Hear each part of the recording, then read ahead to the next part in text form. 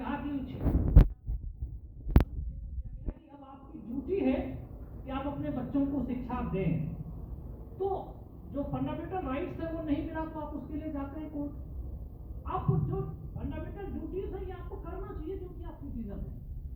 Civil duties जब हम कहते हैं तो थोड़ा और बड़ा हो जाता है spectrum. The spectrum of civil duties a bit larger than fundamental duties. इसमें क्या है कि आपको एक सिविक सोसाइटी में रहना है तो आपको क्या क्या करना चाहिए। जैसे वोट डालने का अधिकार। आप सभी, चूंकि आप देखिए कैसे, आप सभी देखिए कि 18 साल से जैसे ही ज्यादा होते हैं तो आप सब अगर वोट नहीं दें, फ्रेंचाइज को कहते हैं वोट डालने का अधिकार, आप डालने का तो अधिकार है, लेकिन आप अगर डालें यह आपका कर्तव्य है।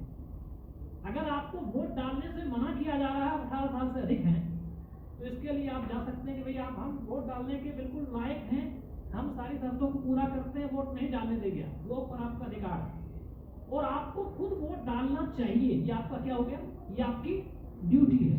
तो किसी सिविक सोसाइटी में रहते हैं तो वोट आपको डालना चाहिए। जैसे अब ये संविधान में अगर आप ढूंढेंगे जाके तो 11 राइट दिए गए हैं फंडामेंटल ड्यूटीज में, part 4A 51A to K, 51A से लेकर के 51K तक जो ड्यूटीज दी गई हैं उसमें आप ढूंढेंगे तो राइट वोट डालने का अधिकार, वोट डालने का कर्तव्य उसमें लिखा गया। तो क्या हुआ, जो आपको कॉन्स्टिट्यूशन में मिले वो क्या है, फंडामेंटल ड्यूटीज, वो तो होने ही चाहिए।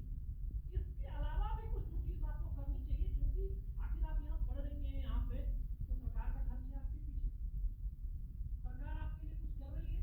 ऐसा तो नहीं है कि आपके लिए बहुत सारे लोग बहुत कुछ कर रहे हैं, आपको प्रोटेक्शन है, पुलिस है, हॉस्पिटल्स है, पब्लिक ट्रांसपोर्ट है, तो इतनी सुविधाएं आपको सरकार दे रही है, तो सरकार आपसे कुछ चाहती है।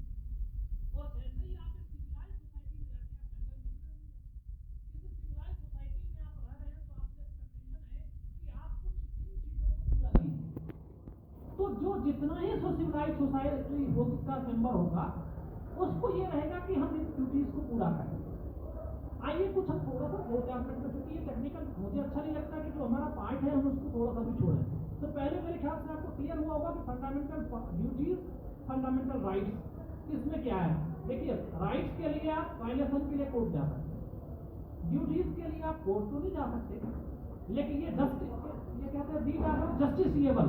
जस्टिसिएबल का मतलब है कि अगर आपको नहीं मिला तो इसके लिए आपने इसको पूरा नहीं किया तो आपको कोर्ट में नहीं जा सकता, लेकिन आपको पूरा करना चाहिए। हाँ, कुछ सिविल ड्यूटीज ऐसे हैं, there are few civil duties, if you don't follow obey them you can be brought to the court, उसके लिए अलग से कोर्ट में रूल बने हुए होते हैं।